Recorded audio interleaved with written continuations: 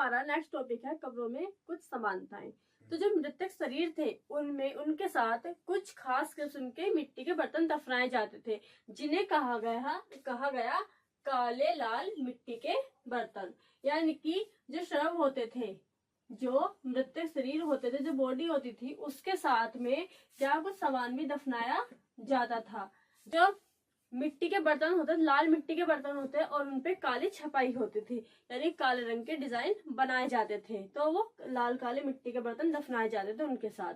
अब जो शव थे, जो बॉडी थी, उनके पास क्या क्या सामान जो मिला, शव के पास जो सामान जो मिलता था, जो सामान था, वो क्या क्या चीज मिली वहां पर। उनके साथ मिला लोहे के औजार, लोहे के हथियार,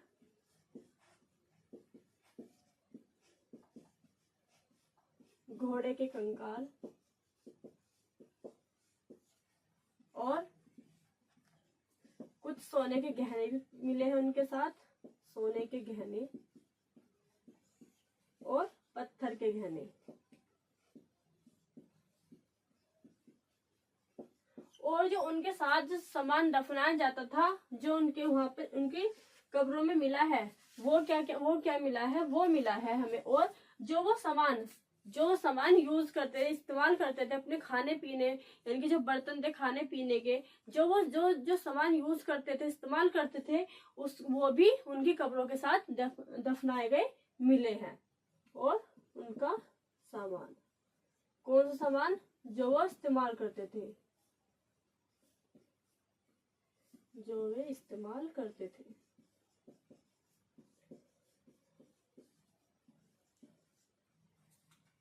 तो जो समानताएं हैं, जो कब्रों की समानताएं हैं, वो क्या है।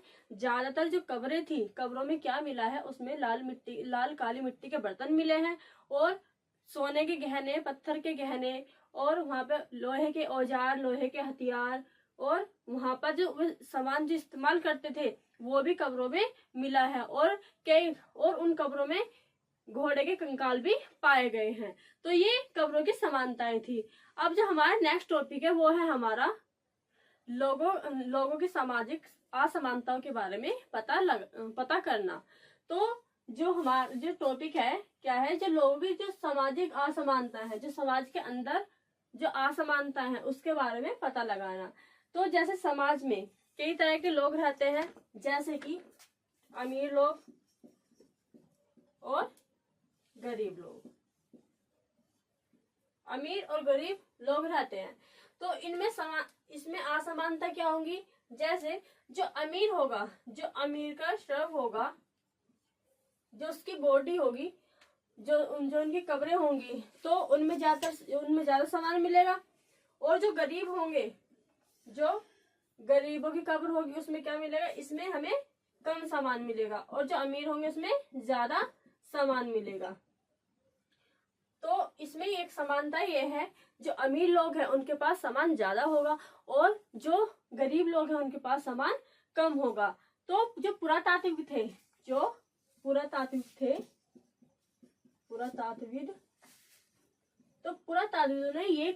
उन्होंने ये कहा कि जो कंकाल हैं, जो कंकाल के साथ जो सामान दफनाए जाते थे, जो दफनाया जाता था, वो उन लोगों का ही रहा होगा। यानी कि वो लोग जो मरे हुए व्यक्ति था, उसका ही वो सामान रहा होगा। ये किसने कहा, ये कहा पुरातत्वविदों ने ये कहा कि जो सामान है, जो उनके कब्रों के साथ दफनाया जाता है, कब्रों में दफनाया जाता है, वो मरे हुए व्यक्ति का ही रहा होगा। तो इसमें असमानता क्या है, जो अमीर है उनके पास सामान ज्यादा मिला होगा, और जो गरीब है उसके पास सामान कम रखा गया होगा। जो चीजें हैं वो कम मिली होंगी, कम ज्यादा मिली होंगी। तो ये क्या है, ये असमानता है। ये क्या है, हमारी असमानता है।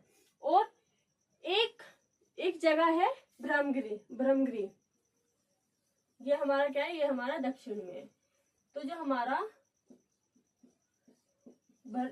ब्रह्मगिरी है, तो वहां पर एक व्यक्ति की कब्र में चीजें मिली हैं वो क्या मिली है, ब्रह्मगिरी में एक व्यक्ति की जो कब्र थी, तो उसमें क्या मिला, उसमें 33 सोने के मन के मिले हैं। क्या? 33 सोने के मन के, यानी कि गहने, मालाएं मिली है सोने की। कितनी? 33। और क्या? और वहां पे क्या मिला, उसके साथ कुछ शंख भी मिले हैं, उसके साथ कुछ शंख भी पाए गए हैं।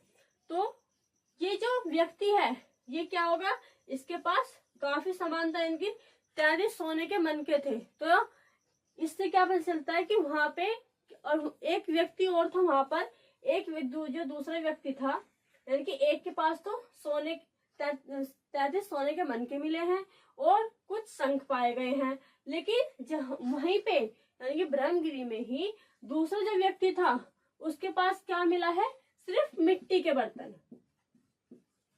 मिट्टी के बर्तन।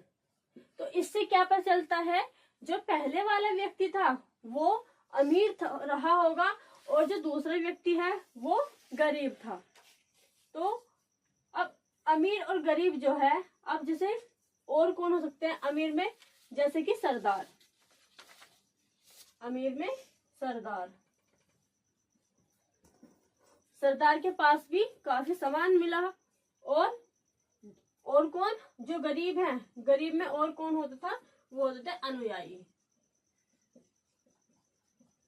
इनके पास यानी गरीब और अनुयायी के पास सामान कम मिला, और जो अमीर थे, अमीर और सरदार थे, उनके पास ज्यादा सामान, गरीब और अनुयायी जो थे उनके पास सामान कम मात्रा में मिला, और जो अमीर थे और जो सरदार रहे होंगे उनके पास सामान ज्यादा मिला। तो ये क्या थी, ये सामाजिक असमानता, यानी कि समाज के अंदर ही जो लोग रहते हैं उनकी जो उनमें असमानता है, यानी कि जो समान नहीं है, चीजें समान नहीं है, वो क्या? असमानता है।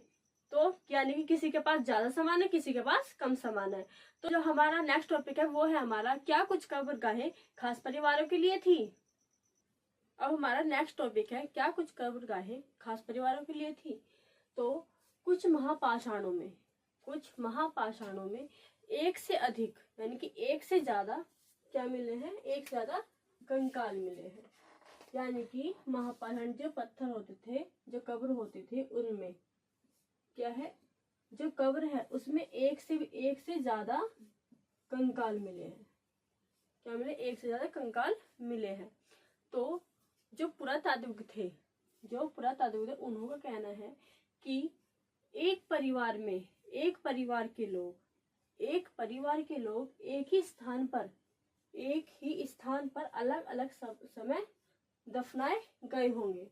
जैसे कि माना कि एक परिवार में 3 सदस्य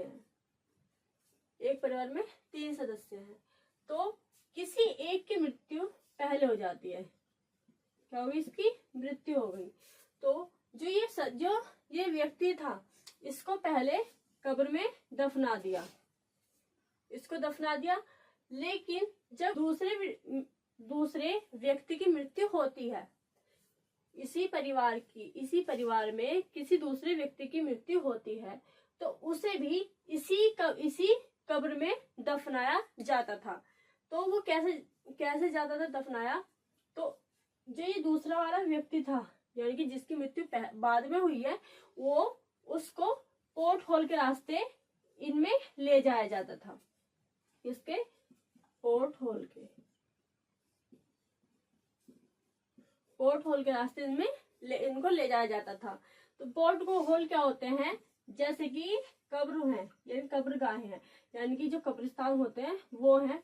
तो ये जो कब्रिस्तान जो होते थे, इनमें क्या होता है, इनमें कमरे बनाए जाते थे। तो जो जाने का रास्ता होता है, उस वहां पर क्या होता है, एक गोल दरवाजा होता है। तो गोल होता है वो दरवाजा, यानी कि उसको अंदर जाने के लिए। ये हमारी कब्र है और यहाँ पे एक रास्ता होता था पोर्ट, तो इसको बोलते हैं पोर्ट होल। इससे क्या होता था, इससे अंदर जाते थे, और जो यहाँ पे कब्र होती थी वो कमरों के जैसी होती थी।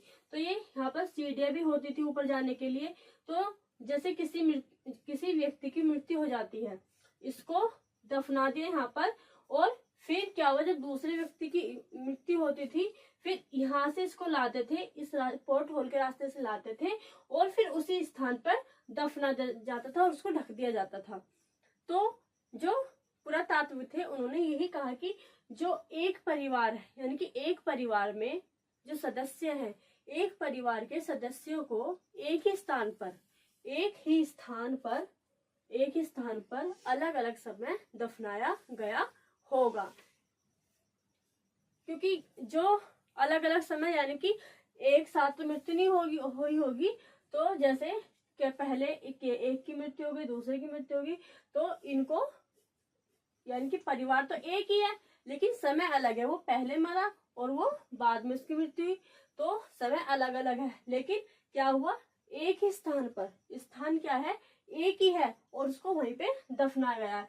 यानी कि जो दूसरा जो व्यक्ति था उसको जब दफनाते थे, उसको कैसे ले जाते थे, उसे ले जाते पोर्ट होल के रास्ते से पोर्ट होल के रास्ते से उसको ले जाया जाता था। और जो पोर्ट होल है, पोर्ट होल पर क्या होता था, वहां पर गोल पत्थर लगाए जाते थे। क्या लगाए जाते थे, गोलाकार पत्थर, यानी कि जो कब्र होती थी उन पर क्या होता था, उन पर गोल पत्थर लगाए जाते थे, जिससे कि जो और कोई जो व्यक्ति होगा उसको वहां पे दफना दिया, यानी कि इसको ढक दिया जाता था। तो जो अब हमारा नेक्स्ट टॉपिक है वो है हमारा इनाम गांव में एक विशिष्ट व्यक्ति की कब्र। इनाम गांव में एक विशिष्ट व्यक्ति की कब्र। तो जो इनाम गांव है, इनाम गांव हमारा कहाँ पे है, वो है हमारा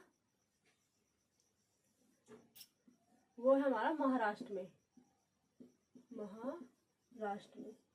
इनाम गांव महाराष्ट्र में है। जो भीमा नदी है, कौन सी नदी, भीमा नदी की सहायक नदी है।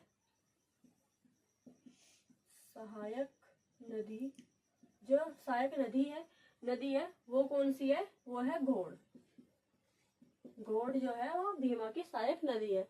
तो भीमा नदी की जो सहायक नदी है वो घोड़ है, और घोड़ के किनारे एक नगर बसा हुआ है, गांव बसा है, वो है इनाम गांव। तो वहां पर क्या था, इनाम गांव जो था वहां पर 3600 से 2700, यानी कि 3600 से 2700 साल पहले लोग वहां पर रहते थे। कहां पर, इनाम गांव में रहते थे। और जो वहां पर इनाम गांव में वयस्क जो लोग थे, यानी जो जवान लोग होते थे, उनको क्या करते थे, उन लोगों को गड्ढे में, यानी कि एक वहां पर गड्ढा किया जाता था, और उनको सीधा लिटाकर दफना दिया जाता था। इनाम गांव में जो जवान लोग होते थे उनको सीधा लिटाते